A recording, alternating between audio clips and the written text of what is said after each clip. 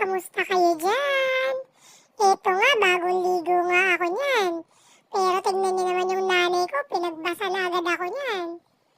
Kala siguro natatawa-tawa pa ako, pero tumatawa talaga ako niyan sa una. Tignan niyo mamaya-maya. Yan nga pala mga mari yung babasahin ko. Kaunti lang daw yan, sabi ng nanay ko. Tuwang-tuwa pa naman ako. Tignan niyo, masayang-masaya pa ako niyan sa umpisa. Kayo ba mga mare, nagbabasa rin ba kayo dyan?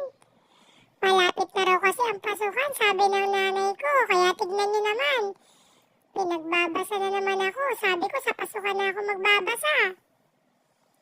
Pero kailangan sumunod sa nanay. Ayan tuloy. Yan, basa-basa pa rin ako dyan. Naiinip na ako niyan. Kakaligo ko lang. Akala ko pwedeng maglaro. Yung pala, magbabasa lang pala kami. Dapat hindi na muna ako naligo.